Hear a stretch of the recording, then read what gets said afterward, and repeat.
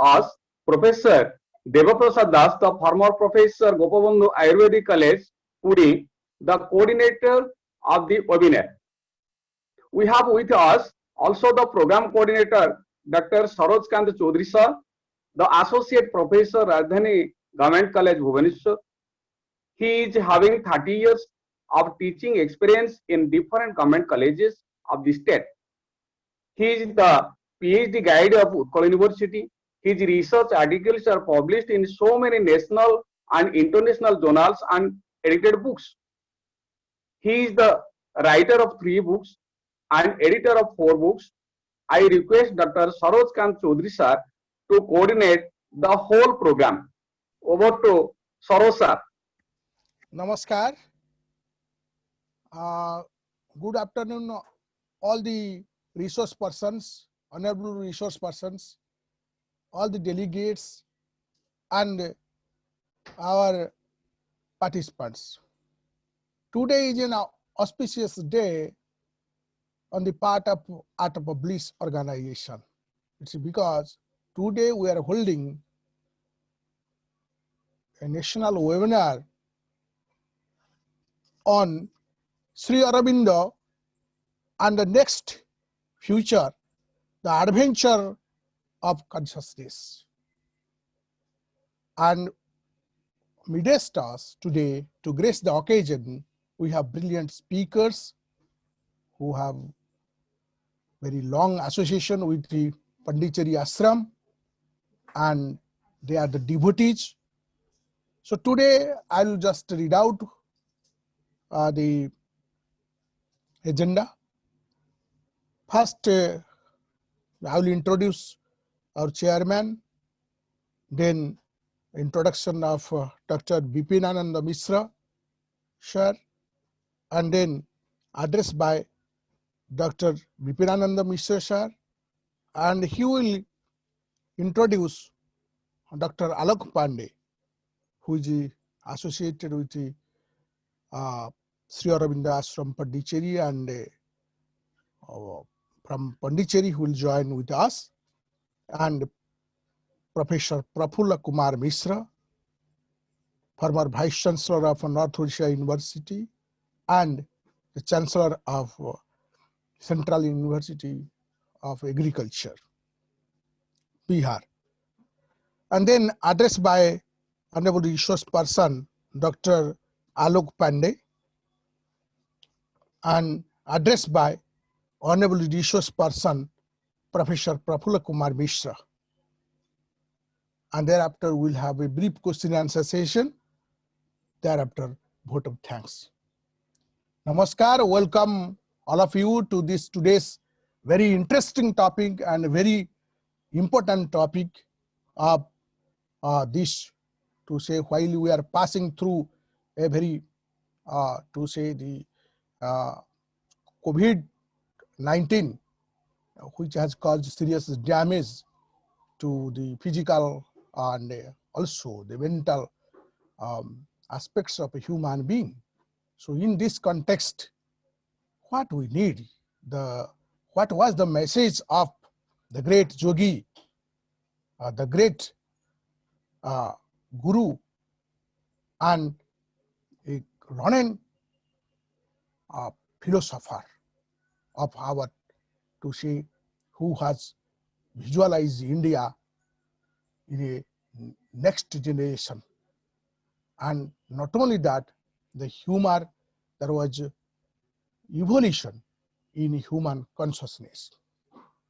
Our speakers will focus on that, but before that, I will introduce our chairman, Dr. Prasanna Kumar Mahapatra. Dr. Prasanna Kumar Mahapatra is a popular teacher. He has 40 articles, research articles published in different national and international journals. He has produced 8 PhD scholars under his guidance. 80 scholars have been awarded PhD degree, and he has written 10 books and edited few others.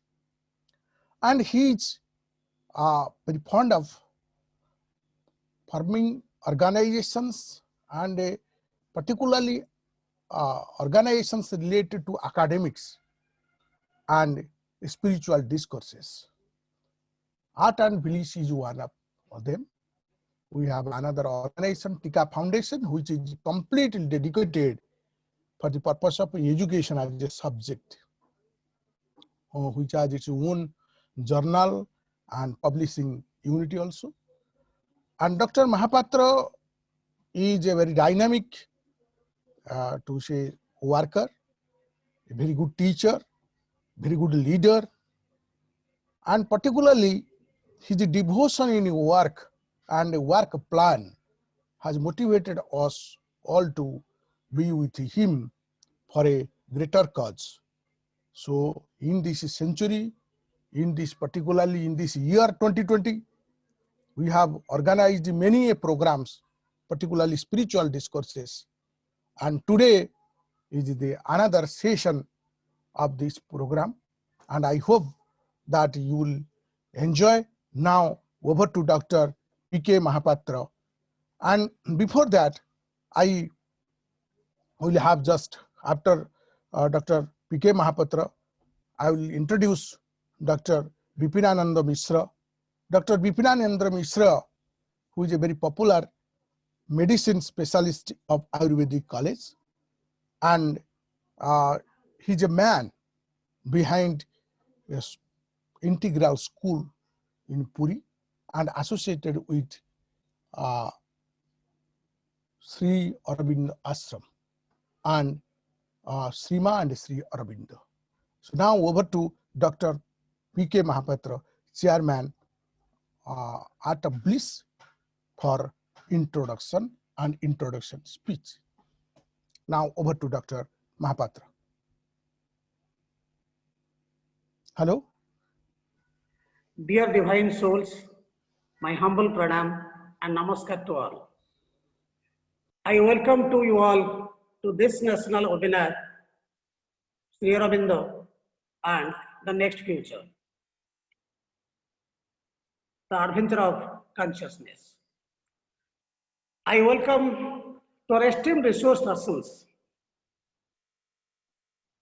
the great devotee of Sri Aurobindo, Dr. Alok Pandey, Sri Aurobindo Ashram, Pondicherry, Professor Dr. Prafulla Kumar Mishra, the Honorable former Vice Chancellor, Uttar Odisha University, Baripada, and Chancellor, Dr. Rajendra Prasad Central Agricultural University, Pusa, Bihar, and Dr. Bipinananda Mishra, retired AMO, Gopabandhu Ayurvedic College, Puri.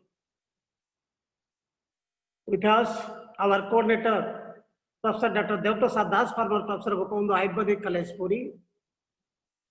Program Coordinator, Dr. Saroj Khan Chaudhary, Associate Professor, Aradhari Government College, Bhubaneswar. Convener, Dr. Dayandev Das. Organizing Secretary, Subrat Kumar Panigrahi. Secretary, Priyadarshi Naik. Trustee, Ballata Mahapatra. And the divine participants of this webinar.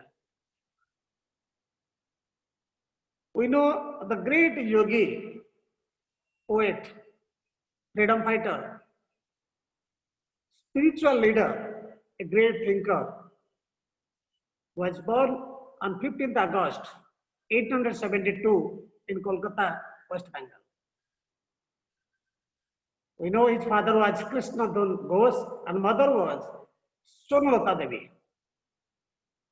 At the age of 7, he was sent to England. He did his schooling from King's College, Cambridge, and also he had learned various foreign languages like Greek, French, German, Latin, and Spanish.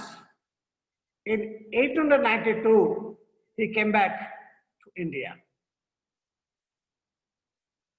We know its contribution and yoga and spirituality. Sri Aurobindo has stated different planes of consciousness, like we know that it's inconscient, subconscious, surface consciousness, state of higher mental consciousness, then state of illumined mental consciousness or lightened mind, state of intuitive mind, over mental, state of supramental consciousness, and Satchidananda. I'm remembering a disciple was asked once a disciple was asked to Sri Aurobindo, are Indians were more spiritual than other people?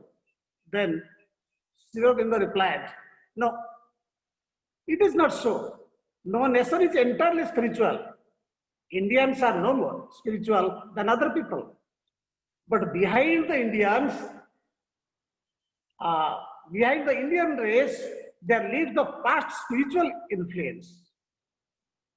India has the greatest chance because of her past and because the spiritual forces accumulated here. In an interview with Mother by Chamalal on November 14, 2014, regarding the India's future, Mother says, the future of India is very clear. India is the guru of the world. The future structure of the world depends on India. India is the living soul. India is incarnating the spiritual knowledge in the world. The government of India ought to recognize the significance of India and plan their actions accordingly. Our two honorable resource persons, they will highlight about Sri Aurobindo's vision or the future of India relating to that is the adventure of consciousness. So, in brief, just I want to speak about the objectives of our foundation. We know the name of the foundation, that is the Art of Bliss. The objectives, the main objectives, like to promote spiritual upliftment and spiritual motivation of the people to maintain peaceful life, to do some spiritual research, to find the spiritual values in different culture, faiths and traditions, and to organize spiritual seminars, symposiums, workshops, guest lectures, yoga camps, spiritual camps, etc. So this foundation aims to find bliss in life and to maintain a blissful life in the society by realizing the being which is within us, by realizing the reality, ultimate truth, for which we have invited the great devotees of Sri Aurobindo. They will give true information which is highly essential in our lives. Let us, my dear participants, let us come and listen to the great divine souls, Dr. Alok Pandey and Professor Dr. Prafulla Kumar Mishra. Once again, I welcome you all to this national webinar. My sincere request to all the participants, please mute audio and video by which we can listen from our honorable guests clearly. So, namaskar and humble pranam to all the guests, all the intellectual participants and divine souls. Namaskar, namaskar. Thank you, Dr. Mahapatra. Thank you very much for your nice introduction about Art of Bliss. You have rightly said, Sri Aurobindo, the yogi who visualized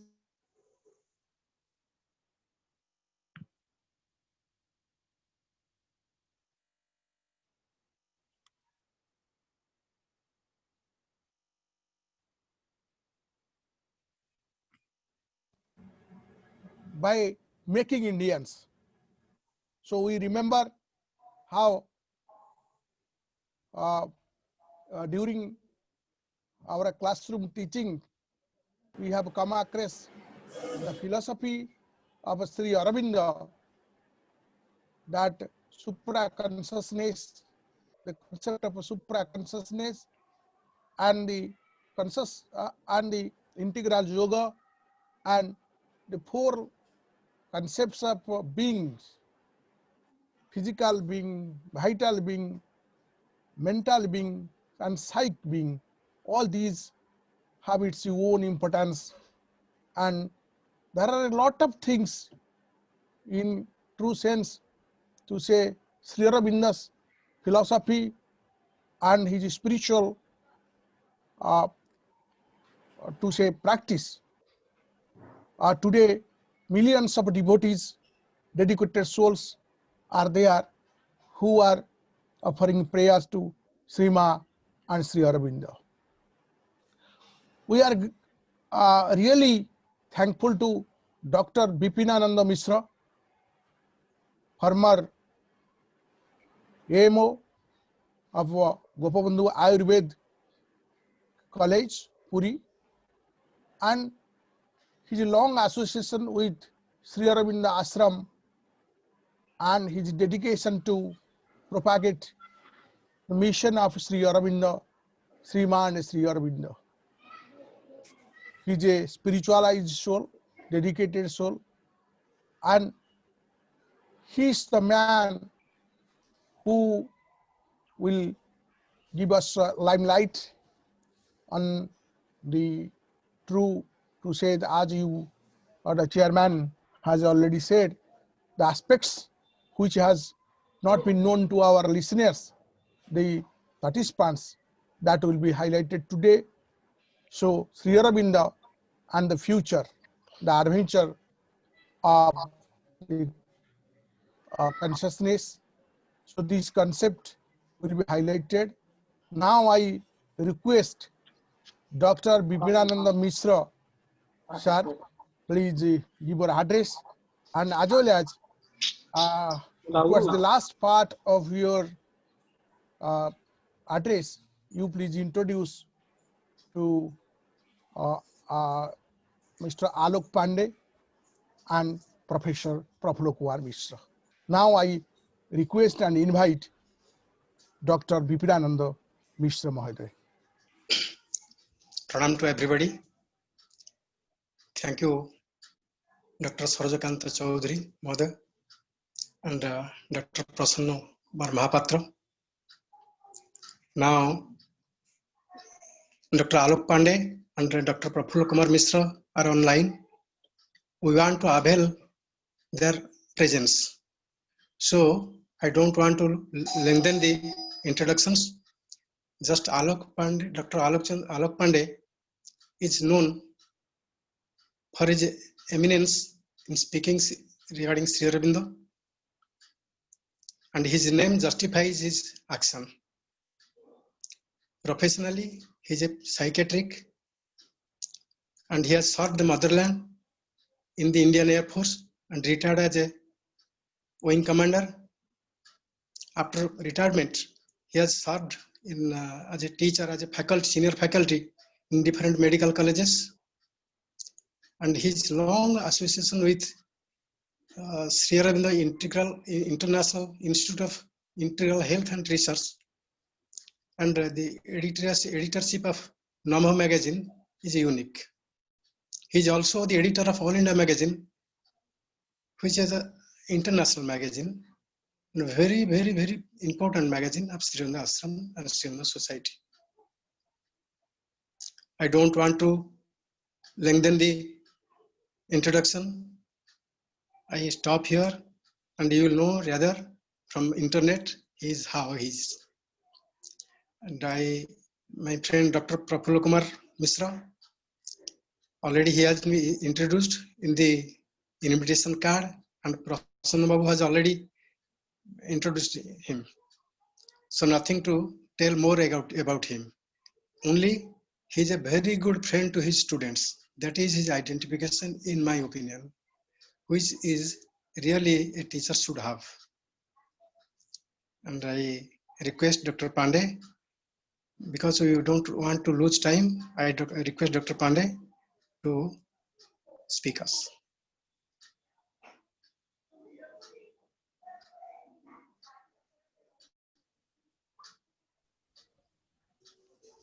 Over to Dr. Alok Pandey. Sir. Dr. Alok Pandey, sir.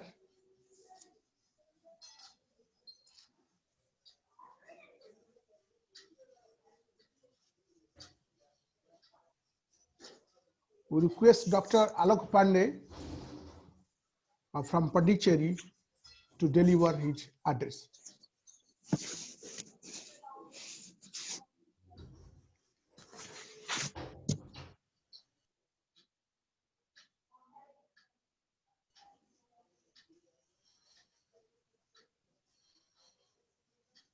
I hope there is some technical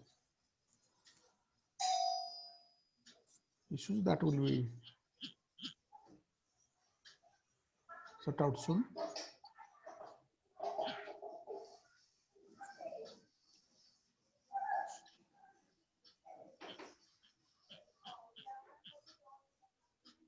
Dr. Alok Pandey.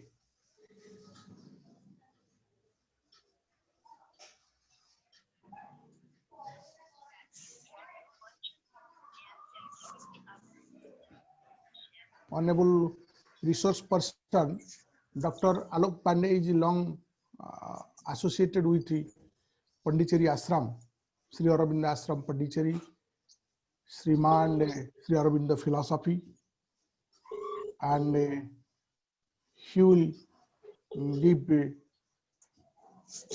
an intensive analysis. सुशील भाई connect करने की audio कहीं आसी नहीं पा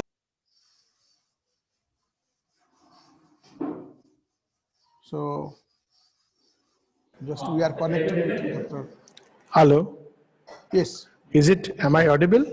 Yes, sir. Yes, sir. Continue, sir. Okay. So Dr. there are two Alok ways of looking at the future. One is we go back into the past and see what has been happening till now. And based on that, we project into the future. The other is we make a leap of faith towards the future. There is no third way of knowing it. Because the moment we try to project into the future based on whatever is happening in the present, we are bound to fail because there are many new and unexpected things that come in life. Anybody who has lived life even for 20 years, 25 years knows that every step we take in life is filled with the unpredictable because of many things which are happening at any given point of time all around. Now, when we look into the past, not just 100 years, 200 years, 1000 years, but the past of Earth, one thing is very evident, that there is something which has happened consistently on this planet. And that is evolution. Everything else we can deny. Now, if we take to the Buddhist philosophy or some other philosophies, they will say the only thing that is happening on this planet is change. Constantly everything is changing. But when we look at the change, does it have a direction? Does it have a purpose? Immediately our rational mind will show us there seems to be a directionality in the change. There seems to be a purpose in the change. Now, when we talk about that it's random play, we are not talking about the directionality. We are talking of the process. It may be a random play, chance. It all indicates that I really don't know what's working from behind. But one thing is for sure, that if we look at the journey of dust, from dust which had no other existence, which was sprinkled in the stars, settles into earth, and suddenly this dust, one day man will grow out of this dust and will pick up the same dust, and it will create the possibility of internet. Now this is what has happened over a period of time. Second, if we look at this change with a directionality and a purpose, we will see that in this change there are 3 or 4 elements which are constantly developing over a period of time as new and new forms appear. First is existence. Because it exists, we use the word it exists. Whether we see it or we don't see it, that's not the issue. Things exist. They exist in space and time. Second that we see is that everything has some kind of a knowledge within it. Even the electron, the atom has a knowledge within it. So there is existence, there is knowledge, and we also see there is some force in everything, whether it be an atom, whether it be man, whether it be galaxies, whether it be animals, plant creation. And we see another very important thing, that there is in this entire existence something known as bliss or ananda or joy. These are 4 fundamental factors which we see all through running from dust to man. We may say that, but where is consciousness and where is joy in matter, in atom? The proof is very simple. Ask a human being when he is very stressed out, please go and look at the mountains. If you can't go to the mountains, just look at the internet picture of galaxies of mountains and rivers. Absolutely inanimate things. But when we look at them, we get joy. Why do we get joy? Because joy is inherent in creation. Even if we look at just the way an atom is built, it will give us a joy because it's inherent within each and every element. Now, if we really look at a little closer look, we will see that with the emergence of forms, all these four elements are undergoing a modification and they are also enhancing themselves. Take a few examples that existence. Now, till animal consciousness, there is an existence. In animals, there is the first glimmer of something like a self-existence. And in human beings, there is a very clear sense of I exist. I am, whatever be our understanding of the self, but the same existence begins to turn inwards and we develop something called as a self-existence. Take another thing like awareness. In electron, there is an elementary awareness. It makes its choices. I'm not going to go into that detail because of paucity of time. But in human beings, the entire journey, I'm just compressing. In human beings, the importance of conscious choices becomes so much more important. Because we are conscious beings, at least in some degree, to some degree, we try to understand, we try to make our own choices. So with existence, consciousness is increased, the force. Well, in animals, there is a brute force, and in plant, there is a rudimentary vital force. In atoms, there is infinite force, but limited. In everything, there is an infinite force, which is limited. But in human beings, this force takes a very different kind of turn. It becomes a force of knowledge. It becomes a force of love. It's no more a brute force, but it becomes modified under the human conditions. And yes, the joy, we see the joy running, climbing from atom through plant. You see, sometimes look at plants, the way they open to the sun, just looking at them can give joy. Look at a tree sometimes, the way it dances in the breeze. And then in animals, there is a kind of joy which we are well aware of. And in human beings, the joy begins to take subtler and subtler forms. The joy of poetry, the joy of creation, the joy of making something out of mud. Because in human beings, the joy that we experience has begun to become merged with the joy of the creator. So in human beings, something unique has appeared, that we have become miniature creators of our own world. Unlike the animal, in animals, we don't see this capacity of self-reflection, self-awareness, or this ability to create something new. But with human beings, we can pick up things and create something. So in human beings, we see a new impulse which has started right from million years old when the thinker was born in man, and that impulse has modified existence, modified its experience of existence, its experience of consciousness, its experience of force, and its experience of bliss, joy. Now, is this the end? Very logically, if we look at ourselves, we can say we don't need to read a book. We will say this cannot be the end.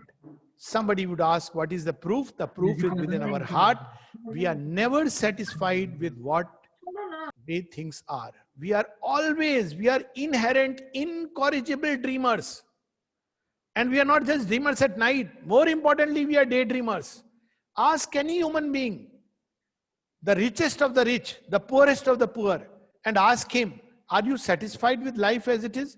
No, sir, we want something else. We want something more. Why? Because we are carrying within us the dream of a perfect state. We are tired, we fight, we struggle, we win, we lose, but this dream doesn't die. This is something very unique to human being. If you look at the last few thousand years, we'll see that humanity has gone through many ups and downs. Many times it has succeeded, failed, all kinds of things have happened, but we see that the dream of a perfect world has never died. Not only never died, it comes back like a rebound.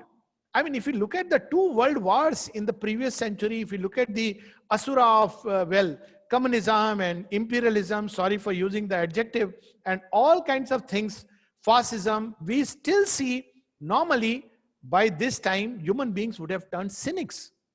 Immediately after the post-Second World scenario, to some extent, there was a cynicism, but this cynicism broke free from all the established pattern and a new cry arose in human beings of an even better and more perfect world. We see this cry everywhere. This cry is there in the little, in the self-suffering, self-effacing woman who sacrifices everything for the sake of the family. Still she carries a dream that one day probably the world will be a better place where I will have my own freedom, where I can study, I can make my daughters study. This is a dream. And this dream is there in even those who have suffered and struggled. Now the fact that we carry a dream within us is the sign that one day we will realize this dream. Now what Sri Aurobindo comes to tell us, he comes to tell us that yes, your dream is valid, unlike many spiritual thinkers which have rubbished the dream. They speak of the world itself as a dream, and therefore they say, how can a dream within a dream be doubly true? See, this is the paradox in Savitri. When we read, Death uses this term to Savitri. That okay, you are dreaming of a perfect world. You are dreaming of an ideal creation. But you yourself are a dream. This world is a dream. How can the dream within a dream be true? Therefore, the only spiritual approach, if at all is valid, is discard the myth of an ambiguous world. And therefore, the only logical choice, though not at all logical, is to merge yourself into the supreme, into some absolute, into a state of nirvana. But as many people we can take through the gates of nirvana, not that it's an easy task, it's equally a tough task, but even if there were people who go towards nirvana, this dream will continue to haunt earth. It is there even in monasteries. Go to monasteries, you will see that there are people who are still dreaming of their monastery becoming a beautiful place, where there is no ambition, no, because it finds. Now when we look at it, we see that all these things which we call as anomalies in the world actually feed the flame of the dream. Because the world is not perfect, this dream is not nurtured, nourished, it is fanned, and for the first time, we have someone both bold and courageous, and of course someone who has the entire experience, not only of the future, but as I said, the leap of faith. He has the leap of vision. Sri Aurobindo, the leap of vision. He went into the future and he says, well, we have got it wrong. This is not an illusion. From dust to man, is the entire thing illusion? It's easy to say that our senses are fooling us. Everybody understands. But the senses don't fool us in this way that there is nothing. The senses fool us in this way that there is something which I don't really experience through these senses, because the senses are limited. But there is something. We can't say there is nothing. So he reminds us that, well, this dream that mankind has nurtured, this journey from dust to man, is not going to end with man. This dream is valid, and the fact that man is dreaming more and more of it, the fact that knowledge has reached its bursting point, the fact that humanity has felt stifled and crushed under the weight of the Titan and its footsteps and the battle and the wars, the time has come for this dream to be realized. This dream is valid, and what is more important is that he says the time has come to realize it, and it is now. So we may say ki now, but all around we see corona and confusion. So the mother tells us very beautifully, you know, my child, we are living in one of those hours of God when there is much confusion because the old bases are shaken. Precisely the confusion is a sign. You see, whenever some new building has to come up, what do? Even if you modify the old building, for some time that building becomes not fit for use. Something like our humanity, not fit for use for the moment, because so much given to lust and greed and anger and wanton ambition. We don't know today whether to trust corona or whether to trust the vaccine, whether to trust the politician or the scientist. This is the kind of confusion that we are going through. And this is because all the old bases, established bases, are being shaken. But then she adds, but this is a time when we can take a wonderful leap towards the future. Now, why this is the time when there is confusion that we can take a wonderful leap towards the future? We have such interesting stories in the Ramayana and in our legends. So one instance that I remember from the Ramayana, which is a leap towards the future, is Vibhishna, the story of Vibhishna. So Vibhishna is, prince, a royal prince. He's the third son of the great, Titans dynasty. And obviously everything is made of gold. And so he's also one of the rich guys who can just go anywhere and, everybody will respect him. But Vibhishna is not happy within his comfort zone. He experiences a pang within his heart that everything is fine. It's a golden city, but the heart is not yet of gold. And he dreams of a day when this heart of man can change into gold. Now what happens? There's a lot of chaos and confusion in Lanka. People have a choice to change over, to take a leap into this dream. But everybody stays back. Why? Because who can leave this city of gold? After all, Ravana may be a bad guy, but after all, he's looking after us. Lot of money, lot of wealth, everything he pours in. He's giving us free television. He's giving us free money. He's giving us, we don't even have to vote for him. Yet he's giving us everything free. But Vibhishna is not happy with that freedom. He says, I want another freedom.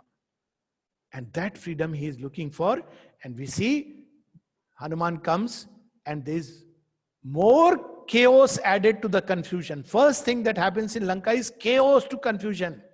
But there is one man who listens to the voice of confusion and he takes a wonderful leap towards the future. And what is that future? He knows that for all the glory and greatness and might of Ravana, this kingdom is bound to collapse. It has been prophesied. Nobody believes it. Nobody listens. He says, how can the empire of Ravana ever collapse? That too, who is standing at the doorsteps? A mere mortal. Our king is great. He has tied even the gods. His technology is so advanced. How can this collapse? But Vibhishana knows that the future is with Rama, barefooted Rama, because Rama represents a nobler humanity. So he goes, changes, he doesn't change side. He goes towards the future. This is the leap towards the future. Nobody knows. He has gone before the war has even actually been declared. I mean, there is a war going to be, but he has changed the side. Anybody would have told him, you are doing a foolish act. And yet Vibhishana knows in his heart that no, this is the only sensible thing to do. So today we see a similar situation, the crumbling of big empires. But we want to hold on to our comfort zone. There is confusion because when there is storm, the cyclone, all the huts and everything is blown away. This dense night. But there are some, as very beautifully I heard in the introduction, that there are some all over the world who aspire for a new world. And it is to them that the mother calls, come. Yes, there is a new world. There is a new possibility. Will you collaborate? What is that new future? It is not about making our outer conditions better. It's not about changing government. It's not about having a better technology. It's not about having a better economic system. Because all technology, economics, government, politics is the result of man. And if man doesn't changes, give him the best system. It is like giving coconut in the hands of monkey. So if it doesn't break it on floor, he will throw it on you. Because that's monkey nature. You make a very good system. You make a law which is perfect. Man, he will find a way to bypass the law. You make everybody rich and man will find a way to mount his greed and exploit, because this is what human nature is. So the solution that Sri Aurobindo brings, it's not a solution, it's not a philosophy, it's a certitude. And the certitude comes not because he has thought or imagined or philosophized things. It's because he went into the future and come back. Not only that, I would say he is coming from the future into the present. So at one place, the mother says, Sri Aurobindo is not the past, he's the future who came into the present to announce that, look here, there is something. When did he go into the future? We don't know. If we look into the past lives of Sri Aurobindo and the mother, we don't know when they went into the future. But they came from the future, that much we can say. They came as announcers of the future. What did they announce? Very simply, man is here to be surpassed. Number one. Now, the moment we hear it, there is commotion. What? We are redundant? Well, we don't. Reminding us that we are becoming redundant. In every house, there is a child who reminds his parents every day that, Dad, you are becoming redundant. Mom, you don't understand things. Students who tell teacher, I am so happy that there is a teacher who is so friendly with students. But otherwise, the norm is just the opposite. Students, they are very nice. Good morning, sir. Good evening, sir. But deep behind, he's old fashioned. He doesn't understand. Because we are becoming redundant as a species, and right within our midst, a new species is coming up. Where do we look for it? Don't look for it immediately into the physical change. The difference between the chimpanzee who walked out of the jungle to build a computer and the chimpanzee who stayed back was not visible immediately in the outside. The difference was that the chimpanzee who walked out of the jungle went out in search of something that it had seen, and that was fire. Somewhere it saw some human being lighting a fire. It said, oh, this is something marvelous. We don't know how to do it. And as the story goes, Greek mythology, this man, rather the god Prometheus, he got the fire to man. And he was punished by gods. What have you done? Why? Because now man will become equal to the gods. So he's punished by Zeus. That now you see, man is going to become equal to the gods. Why have you done it? But man is born to become equal to the gods. So we see now a new trend. When we see in children this change of consciousness, which is how this is going to announce itself. The outer is also happening, but it will happen as a result. All evolution is first declares itself in a change of consciousness. And then this consciousness, as it grows, it feels stifled within the form. It wants the form to change. We want ideal love, flawless happiness, perfect knowledge. Our brain gets tired. It gets tired even reading a little bit of Sri Aurobindo. Says, oh, Sri Aurobindo is very difficult. I feel asleep. That's why we should read more. But we find a novel solution. No need to read. Well, when we read, our brain will grow and develop. Our hearts get tired of love. Look at people. Oh, people love each other for how long? Very soon the heart gets tired of love. It feels sweetness for an hour. As in Savitri, we have that line, the gods are still too few in human forms. Our love, the angel of love is given only 1 hour to live and love. Look at life. It tends to turn into a routine mechanical life. Youngsters have so much josh. After some time, the sign that a person is growing old is, he thinks that, well, life is the way it is continuing. Young, he wants to conquer life. He wants challenges. But as we grow older, we want comfort zones. So to keep that youthfulness, this is happening in children. They want to break free. Something in them, it is expressing itself in strange tendencies. They don't want those norms because they want something new. They want challenges. They are looking for something which they don't understand what is it. And that's why the task of us educators is to show them what that new challenge is. That new challenge is not getting a new degree. That new challenge is not becoming the old laggard human being again. That new challenge is breaking free of our humanity and emerging into a vaster intelligence, a greater and more luminous force of life, a mightier and sweeter and unfading flower of love within our hearts, and eventually even a body that is new, transparent, a body that does not cover the soul. Right now, what kind of body it is? Everybody says there is a soul within, and yes, it's true in spiritual experience. We find the soul. But why don't we just see it just like that? Because the body is a cloak that obscures it. And that's why spirituality of the past said, discard the body. Even a great and mighty spirit like Swami Vivekananda, I am not even calling him a soul, because soul, of course, but he's a mighty spirit coming from the higher realms. And when he leaves the body, what does he do? He comes in the vision of one of his disciples, and he tells him in the language of the Upanishads, I have spat my body. Literally, that my body I have spit out and I am going. And look at the contrast, Sri Aurobindo, separated by less than 100 years, 50 years. And what is Sri Aurobindo's? He doesn't say I have spat my body. He says this body is destined for becoming luminous, golden, freed from the clutch of death. And by his own so-called death, he gives us an example that the thing can be done here and now. So what happens when he withdraws? Now we are, this talk is taking place on 6th December. And we know 5th to 9th December, when Sri Aurobindo left his physical body, not only the body was aglow with a supramental light. People will say, oh, some people saw. Thousands of people, tens of thousands march around and saw it. But very interesting, as a doctor, I can say that though there were no heartbeat, no breath, there was no rigor mortis. It's something which starts within few hours of physical death. Within 24 hours, the body is all stiff. But the French doctors came because they were very unhappy. They were very unhappy that you want to keep the body for more than 24 hours. And you want to give a burial inside? How can that be allowed? It's French administration. So the French doctor eventually agreed that he will come and examine. So every 24 hours, there was a French doctor coming and examining Sri Aurobindo's physical body. 24 hours. 48 hours gone, and it's documented that 48 hours, and French doctor says it's a miracle. I don't know how it is happening. There is no rigor mortis. The body is as soft as it would be in any other human being. So supramental golden light is one aspect. It was available to the subtle vision, which was granted to many. But how can this is something gross, and here is a doctor who has no faith, who has come to announce that yes, he has died, and let's give him burial. He says, I'm helpless because the body has no signs of death except that there is no heartbeat and no breath.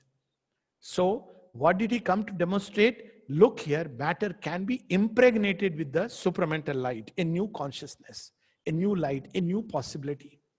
Look at the contrast. Spirituality of the old, body is an obstacle. World is an illusion. All that we experience in life is eventually an illusion. All our dreams are fancies, fantasies, unreal, untrue. A dream within a dream. So what is real? The one alone, Shivoham, Shivoham, Satchidanandoham.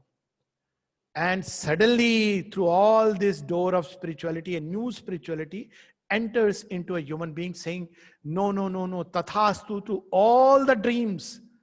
Right from the age of Rama, man has dreamed of an ideal world, Ram Rajya, of an ideal kingdom, kingdom of heaven upon earth, of an ideal state. And as Sri Aurobindo puts it in one of his poems, In the Moonlight, he says, lo, it has come, the city of gold. What John of Patmos saw, what Shelley dreamed, vision and vain imagination deemed, the city of delight, the age of gold. But that's where I want to, bring out this little sad twist in the tale. The sad twist is, all our life, everybody wants this world to become perfect. A beautiful place. All thinking creatures. I'm not speaking of, like all of us who are, attending this, surely we are all, at least we want this world to become a better place. That's why we are participating in a thing like this. There are people like that all over the world. But when it comes to, what are you going to contribute? No. World must become a better place. Government or somebody else. My task is to complain to God. Why you made this world? Why you made me? My task is only to continue with my old way of life. It's God's business. But God's business is with the help of man. That's the problem with man is that evolution till man is without his conscious collaboration.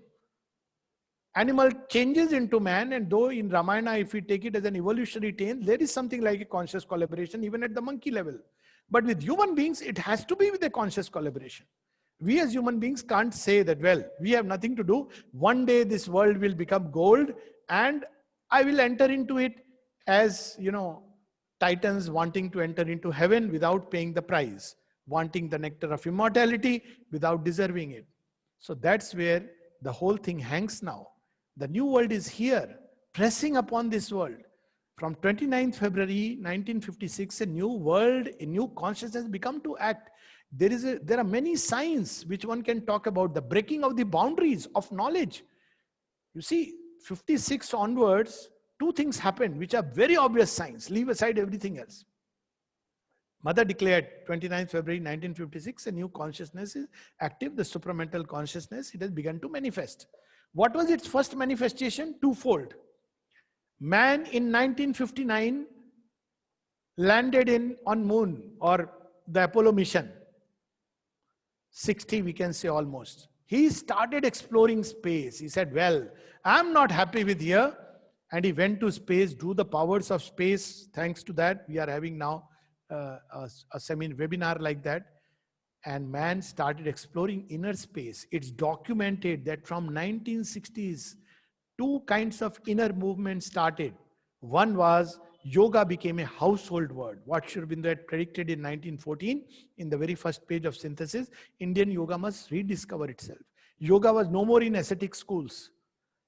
that, oh, there are some secret schools of initiation where you will go, Guruji will give Guru Diksha, you wear this kind of robe, now you change your name and practice yoga there. No, yoga started becoming a household name, so much so that today we have, thanks to our Honorable Prime Minister, that today we have an International Day of Yoga. Interestingly, if you believe in the harmony of dates, on 21st June, and 21st June, which is the International Yoga Day, is the day when the Arya was conceived and launched, declared publicly. What is Arya? It is rediscovering yoga. And what is 21st June now? International Yoga Day. So it's very interesting that this new consciousness, as the mother said, the realization is proceeding at jet speed. So one route was this, yoga became household. Now we have yoga as a big business. It's gone beyond household. So that's another story. If you don't know anything to do, do Savasana. Master the art of Savasana perfectly. This is humorous, by the way. So, please don't be serious about it. But because this is what is supported by the age. It's not about people being wrong. The present age is supporting every effort which is in the direction of rediscovering man. So it is supporting. So people who are entering into this, they are, because this is the Yuga Dharma. And on the other hand,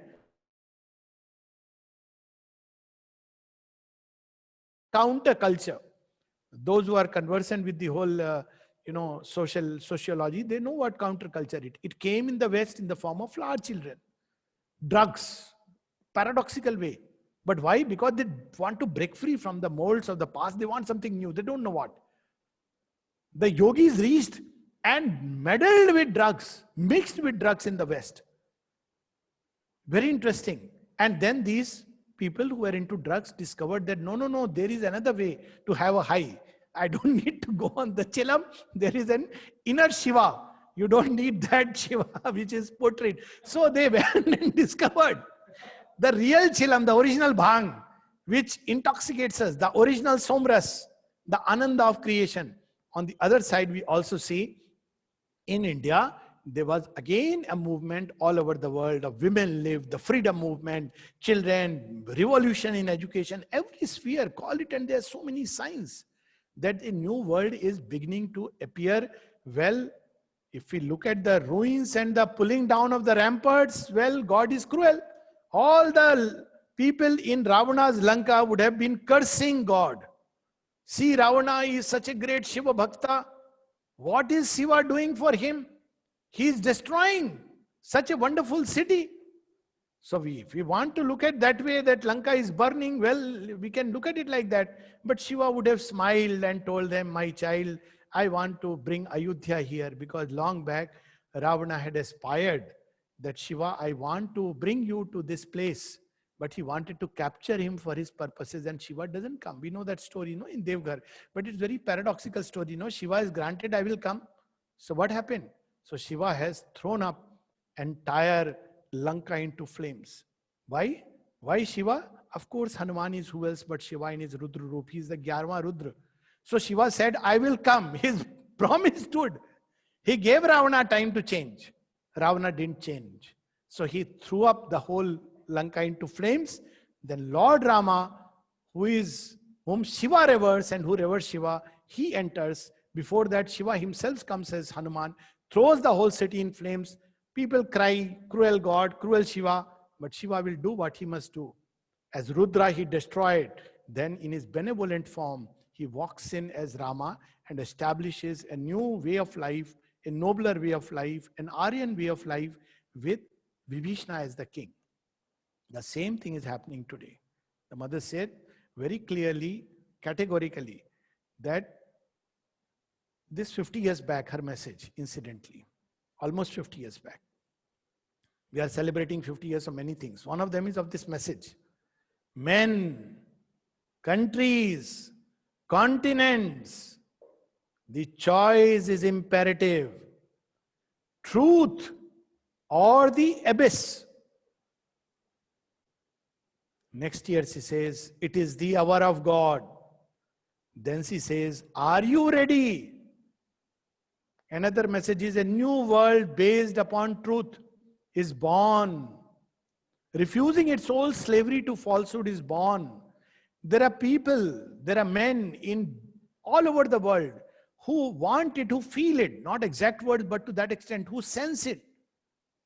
It is to them we call, will you collaborate? And this will you collaborate, this message, truth or the abyss, is not just a moment's message. It rings and will continue to ring forever in human consciousness till it makes a choice. Do we want to belong to the past, which is going to crumble and go away, or we belong to the future and we are ready to take a leap towards the future? The leap towards the future comes when we understand that all that human beings have ever discovered, made, built, created is insufficient. It starts when we understand the insufficiency of the intellect to solve the human problems, which in one place it has created. It's our mind which has created. How? Through the process of division. Everything, all our mental knowledge is based on division. This is distinct, this is separate, this is separate, this is separate. All the analysis is based on division. Our languages are based on division. Animals are better. They don't know how to talk, but they don't fight because they understand the language of the heart. But human beings, they have a language to communicate. And the first thing we do with that is to end up fighting. Say, this is mine. Why? Because he speaks my language. That fellow is not mine. Why? He doesn't speak my language. What is language? It's an expression of consciousness. All communication is a communication in consciousness. So there is another, this is one part of humanity, this entire world built by the mind. And do we want to belong to that? We believe still that intellect can solve the human problems? Fine, we can try. We can change comments, we can have more technology. We can think that by doing research in this area or that area, we can discover some magic. Fair enough. But there are some human beings who have seen through the whole process. They have understood the insufficiency of the intellect. And they felt the vacuum in the heart of humanity. And therefore, they are taking steps to go beyond the mind, not discarding it, but informing the mind and its insufficiency with a greater light. And similarly, they have understood that this vacuum in the heart is the real cause of our misery. All our unhappiness and suffering is because we are suffering from one of the most necessary vitamins, which is not C and D, but which is F and L and G. And that vitamin F comes from the heart, it is faith. That vitamin L comes from the heart, it is love. That vitamin G comes from the heart, which is grace. And it is this, when human beings understand that insufficiency of being human, and they have the faith. Faith, why? Some people ask, how do you know? I said, how do I know? Leave aside. Do I have faith in what Sri Aurobindo is saying? Look at his life, the tapasya, the mighty intellect. At any point when we read Sri Aurobindo's life, can we even imagine that he would say something just like that? Look at his records of yoga, the way meticulously he kept, forget about, even if the whole world were to say today, no, this is fantasy. I would say what Sri Aurobindo has said is true. Because my eyes may delude me, but he has seen through the iron wall and through the topaz wall. And since he has seen, I have faith in Sri Aurobindo. And if he has said that there is a new world, a new creation, which is going to come, it is going to come. So let me just stop because of paucity of time, and otherwise one loves to flow with this. Let me just stop with 4 or 5 lines from Savitri, where he describes the new creation.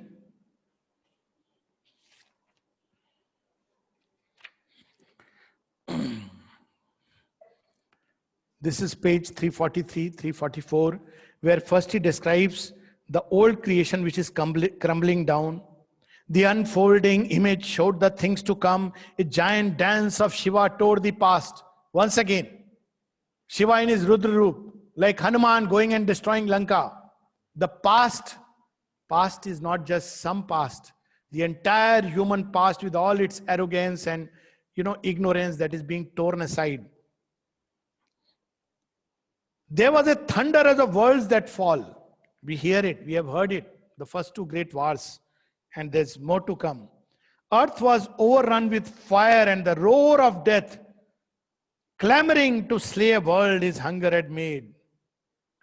This is the burning of Lanka, because the kingdom of Rama has to come. Are we ready? But he also sees, I saw the omnipotent's flaming pioneers come crowding down the amber stairs of birth, the new children. They are going to change the world, not governments, not technology. Something new has happened, and the mother speaks about it even in 58. A new element, substances merged with matter, and the children now will assume a new body. The body itself has that new element. It's like a new chip, divine chip. Just as we have malware, this is divine ware. So this is going to begin to work upon humanity. I saw them cross the twilight of an age, the sun-eyed children of a marvelous dawn. And there's a beautiful description of what these children are. But I'll read only the last few lines. Although fate lingers in the high beyond, and the work seems vain on which our heart's force was spent, all shall be done for which our pain was born. Even as of old, man came behind the beast, behind his vain labor, behind this high divine successor surely shall come. Behind man's inefficient mortal pace, behind his vain labor, sweat and blood and tears, he shall know what mortal mind barely does think. He shall do what the heart of the mortal could not dare. What we could not dare? We have gone into space, but we couldn't still cross the boundaries of the mind. We couldn't cross the dangerous spaces of the soul and touch the mighty mother stark awake.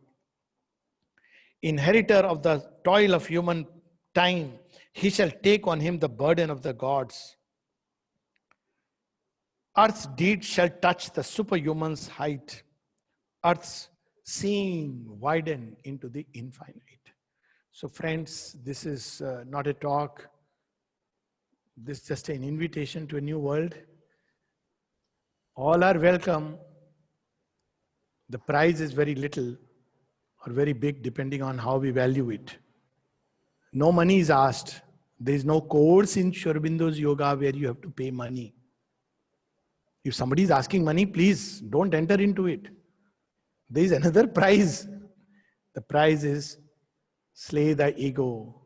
Be ready. Say to oneself that the limits of the mind has been reached, but there is something greater. The prize is to aspire to go beyond the rational and the infra-rational to the supra-rational, intuitive age. The prize is to install God in place of the ego. The prize is to install faith in place of doubt. Optimism in place of despair, pessimism. This is the prize. It's easy if you look at what we are going to receive.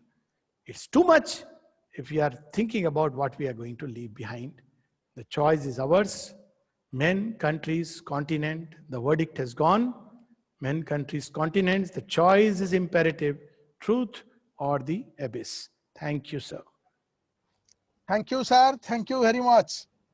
Dr. Pandey, your pronunciation, your fluency, and your outstanding presentation actually made us very, to say, mesmerized us. And really you have given us a new light on the different aspects, to say, which is undiscovered by many, to say the participants like me, that you have emphasized on the dream of a perfect state is a constant search in the human being, and daydreaming is also there. There is a need to change human being. The change is obvious. There is a evolution, and there is no time actually, as we know that you have accumulated a very tremendous to say knowledge about Sriman Sri Aurobindo. We could have discussed more about the future, how Sri Aurobindo came from future to present, That is the question, the pertinent thing, the very key you have opened to this audience. And I know that my friends, my participants, fellow participants, they will go on searching how Sri Aurobindo, the great Zoe, the philosopher, and who visualized India in the next, and I mean the future India, how he was living in future and thinking about the present. And your presentation about the redundantness, how the present is redundant in the eye of the future, the past is redundant, how parents are redundant before their offsprings, their children. So this is a very, very, to say, interesting fact you presented with a very nice quotation. Lastly, you closed with the new creation with many very good versions of Sri Aurobindo. Sir, thank you very much for giving us time. Really, we are grateful for your kind words, and your presentation is very nice, sir. Thank you very much. Thank Sir. you. Thank you, sir. Thank you so much. Thank you. So, friends, now with us, we have another very eminent scholar, Professor Prafulla Kumar Mishra. Professor Prafulla Kumar Mishra is well known to many of us. He was the Vice Chancellor of Uttar Odisha University, Baripada, and he was the Chancellor of Dr. Rajendra Prasad Central Agricultural University, Pusa, Bihar. And prior to that, he was also and he's a very dynamic person who has interacted with many sections, and particularly today's topic, the future India and the adventure of consciousness. And I request Professor Mishra, who is a very brilliant speaker. I have heard him in many occasions. And now I invite Professor Mishra to deliver his speech. Now over to Professor Prafulla Kumar Mishra. नमो नमः Shri गुरुपादुकाभ्याम. Namo Namah Shri Guru Padukabhyam. Am I audible? Sir. Yes, sir. Am I audible? Yes, sir. Yes, sir. Audible. Audible. Namo Namah Shri Guru Padukabhyam. Friends, the chairman of the session and the coordinator and Professor Alok Pandey, Bipin Babu and others. It's a great pleasure to listen to the rare talk of Dr. Alok Pandey, who very often speaks on Sri Aurobindo's philosophy and different aspects. Well, he has justified the subject that the challenge of future and the doom of the past. So, if his origins of sorrow, if anybody is not satisfied with the present, he must seek something else. It is inherent in human being, as Pandeyji said, that is a man who is always dissatisfied, and his dissatisfaction could bring him the supreme knowledge, as we have seen in Bhagavad Gita, Arjuna Vishada Yoga. So, man always is in pain because he is responsible for his pain, for his dissatisfaction. Sri Aurobindo says, a fatal seed was sown in life's false start. So long we are in falsehood of our life, so long we are in hypocrisy of our life, we feel always sorrow, we feel deep remorse, we feel dissatisfied when evil twinned with good on earthly soil. A fatal seed was sown in life's false start. Our life was born in pain and with cry. When a child takes bath, he cries. Because the pain is the inherent principle of life. Why? Narada's pathology of pain in Savitri. Pain is the signature of ignorance, attesting the secret God desired by life. Until life finds him, pain can never end. So unless and until we find ourselves, we'll be beating around the bushes and groping in darkness. So long we are groping in darkness.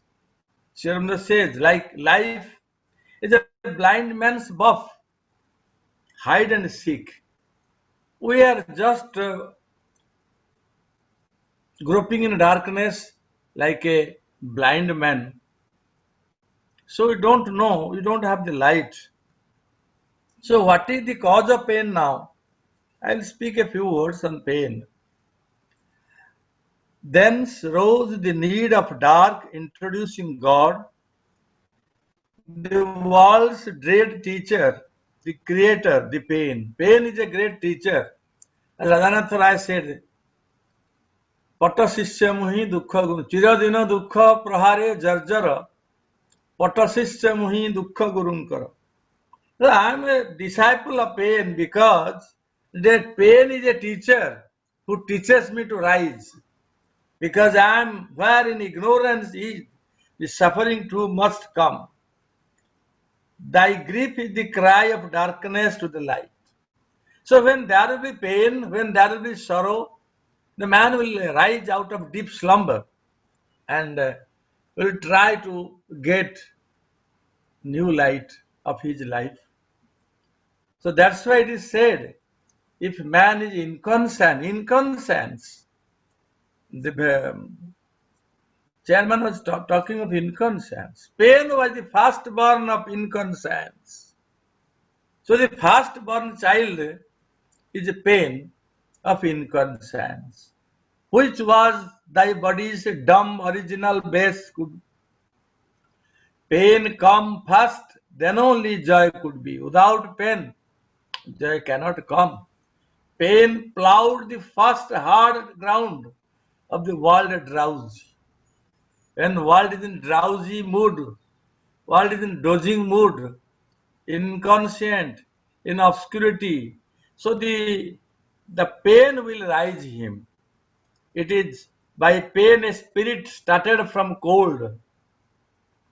By pain a clod.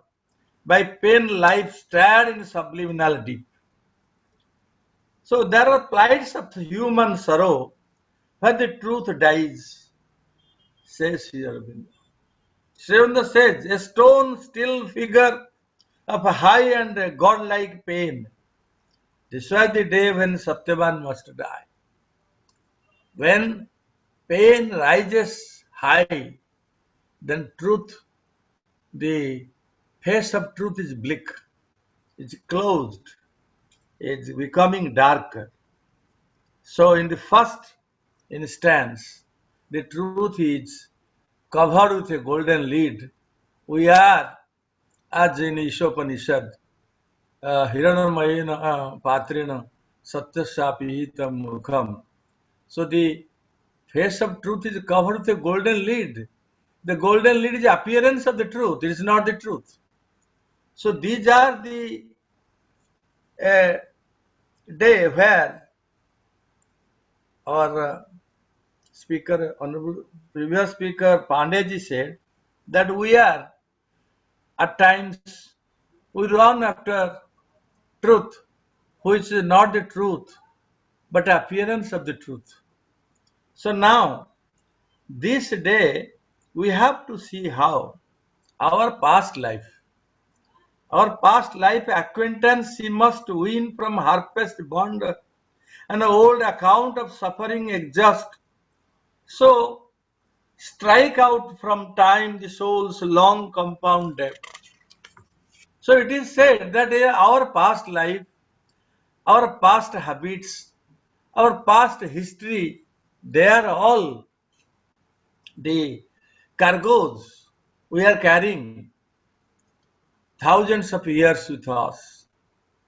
But in this sorrowful world, what would be the future? Unless and until we forgo with everything, then only we can leap, we can make a jump towards future. When Bhagiratha brought Ganges from Himalaya, the Ganges, Bhagavati Ganga told her, you should go first, then I'll go. Then there is a very high mountain from which Bhagiratha should take a jump. But Bhagiratha, if he takes a jump, he knows the risk that he will die or fall. But he had the faith on divine Mother Ganges. When he came, he made a leap, he made a jump to the unknown world on the faith of divine Mother. Then only the truth was manifested. And he found himself in the lap of Ganges. The cosmic worker set his secret hand to turn this frail mud engine to heaven. So the God has a plan. His master plan is there. In the master plan, then they will make this mortal man, who is made of clay, made of earth, they will turn them to the heavens use, to the divine use. So the future is with them, as Alak Babu said, that if Hanuman, if Vibhishana could not take a risk, a leap, because he is a demon, he is a completely a frail mud engine, but Ram made of his use and made him divine. Similarly, though the present is in the dawn of death and the future in the dawn of everlasting day, in the opinion of Sri Aurobindo, we are in the dawn of death now. So, how this will change the future in the vision and the boon of Sri Aurobindo? Because I have another meeting, I shall only summarize. That all things shall change in God's transfiguring hour. If God desires and we open to God's desire, the whole earth will be changed. As we know, human mind is developed, highly sophisticated, everything. But how poor, how helpless it is before the corona pandemic. So this pandemonic, this pandemonic disease could made helpless only a petty, which is not visible, even invisible virus. So see the helplessness of man. Besides his all efforts in scientific development, his mental development, his growth and everything.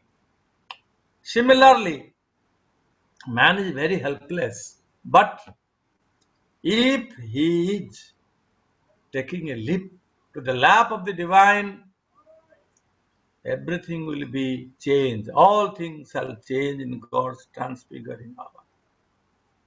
And Sri Aurobindo gives us the assurance when the man aspires for a divine life, for a greater life. If a man aspires, there the God replies him, well, O foreigner, O aspirer, you have come here with the aspiration of the humanity. Well, your prayer is granted, and one shall descend and break the iron law. So I have heard thy cry. I have heard your appeal, your prayer, and your prayer is granted in the court of the divine, the universal God, the transcendental God, and the change natures doomed by the lone spirit's power. So, friends, that's a very small story in Upanishad that ekoham bahusyam prajaya. So when God has become many, in what form? So in the rise of the consciousness from the abyss to the heaven, to the truth, to love, to divine, in a very big ladder, in the process of evolution, when the divine became in evolution inconscient, then he rises over from inconscient to unconscious, subconscious, then conscious, then intuitive mind, then illumined mind, then rises to higher mind, then over mind, then super mind. And that is the truth, the supreme consciousness, the love, Satya Jnana Anantam Brahma. So that love which can change this world. Friends, Sri Aurobindo says that a seed shall be sown in death's tremendous hour, a branch of heaven transplanted to human soil. Nature shall overlap her mortal step, fate shall be changed by an unchanging will. You see, man's limitation, man is limited in his viewpoints, man is limited in his capabilities. So man has to rise over his consciousness.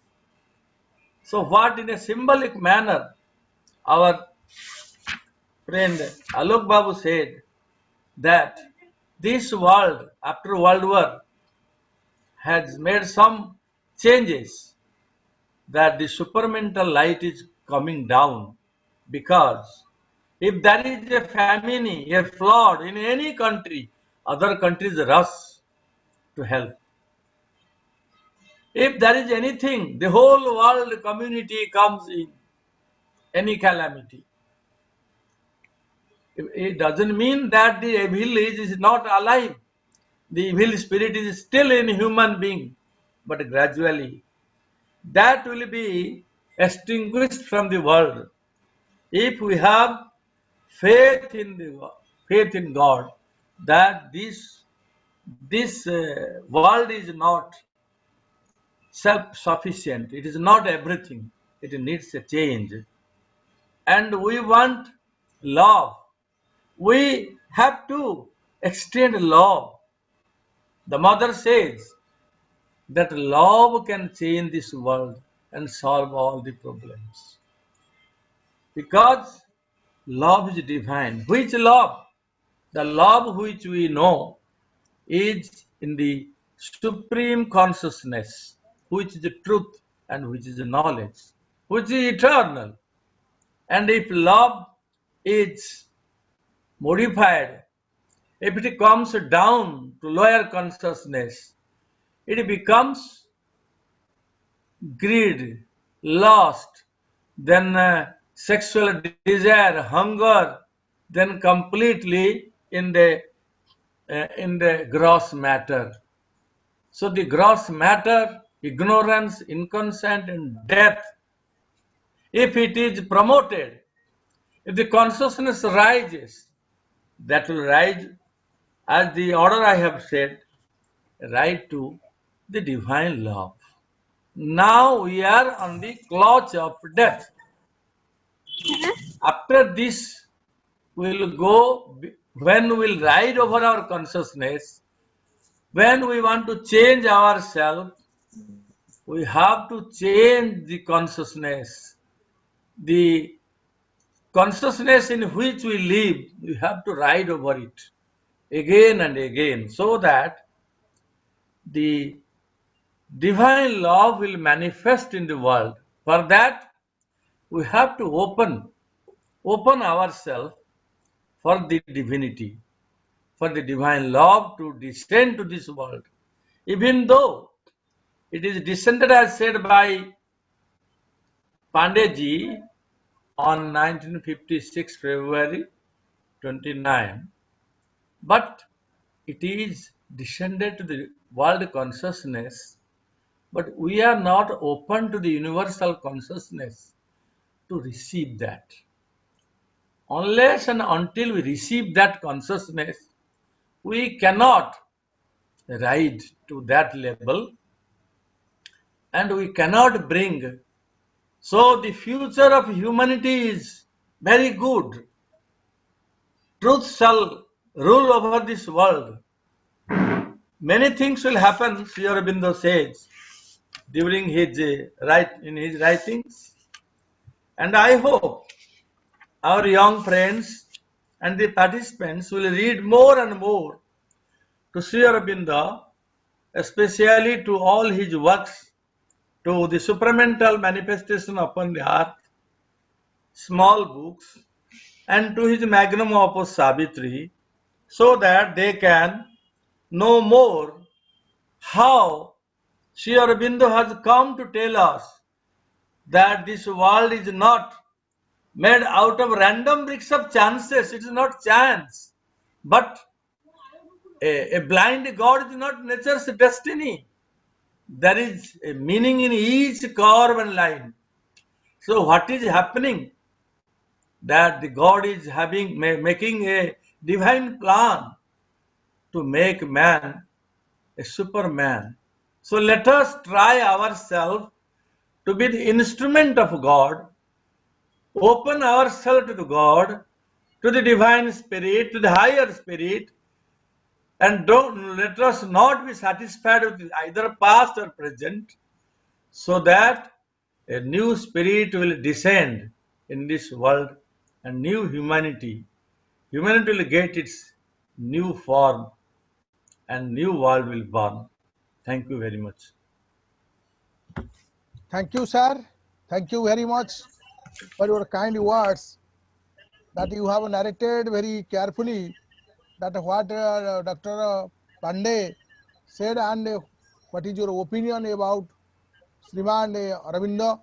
You started from unhappiness, which is the cause of searching for the happiness, and helplessness, which also helps the individual, the human being, to rise to the level of to help each other. Truth and love, Satya, Jnana, and Brahma. You have taken the quotes from Veda and quotes from Savitri and quotes from Sriman Sri Aurobindo. Love is divine, love is eternal. So every individual is to live his own life, lead his own life, particularly to say the life is one's own make. So we have to rise to the level of this supra consciousness, supra mental consciousness, and for that we need perseverance. It needs desire, our desire. So if we have desire, we can do that. We can practice that. We can find that. And man is, although living in future on the basis of a past, but man aspires for the future. And future is coming with all hope. Future is coming with all prosperity, divinity, divinity, everything which is new, which is dynamic, which is positive. And man lives with this hope, but man is to work for that. Otherwise, there is every chance of downfall. And the calamities, the disasters, the unfortunate happenings that is caused due to nature or the world, everything is mastered and monitored by Almighty. There is nothing is happening of its own. So it is meant to develop consciousness. It is meant to develop supra consciousness, and it is meant to make man to know his future, work for his future. Thank you, sir. Thank you, Professor Mishra, for giving us time in spite of your busy schedule. So friends, now we have a brief question answer session, and thereafter we will close the session. So now this webinar is open for question and answer. If you have a question, you can please ask the question. So our panelists, I would like to request our resource persons to be with us to interact with our participants. If you have any questions.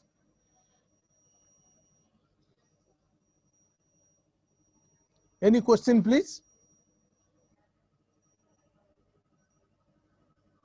So I hope the participants and all are satisfied with. Anyway, so thank you all. Thank you very much. So now we will have vote of thanks by our organizing secretary, who is a trustee of Art of Bliss, Mr. Subrat Kumar Panigrahi.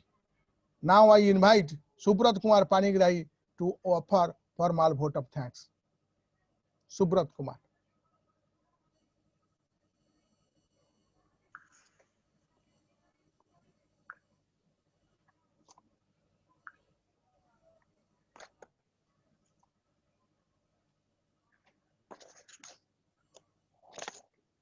Namaskar.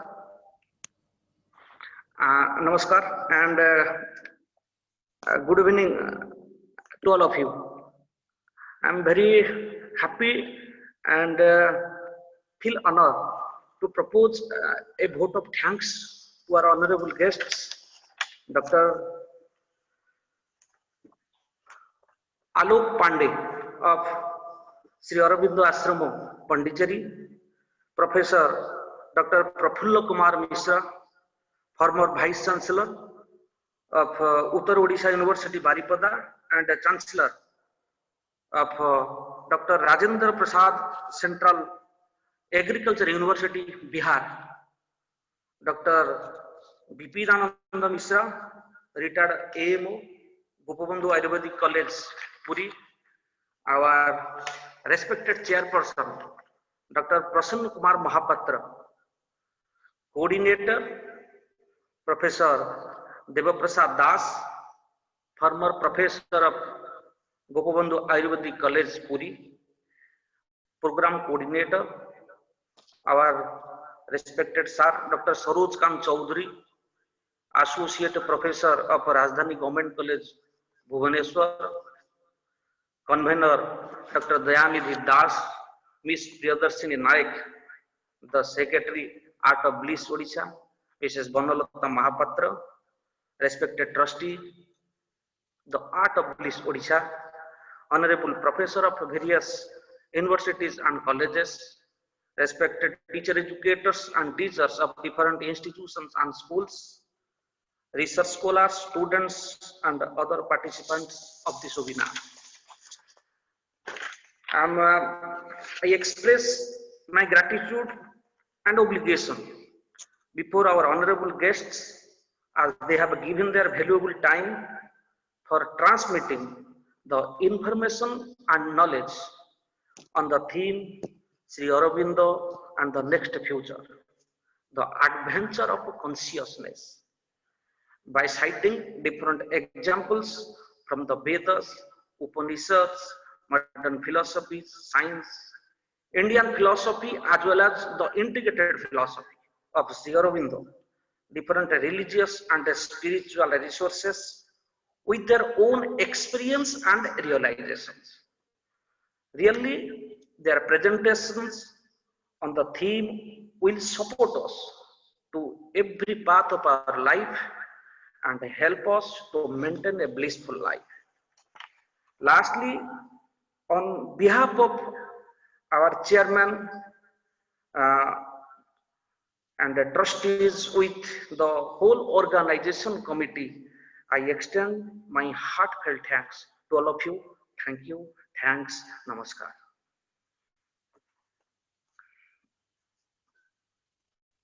You very much, Subrat Kumar. Thank you very much, Hello, Subrat hel- Kumar.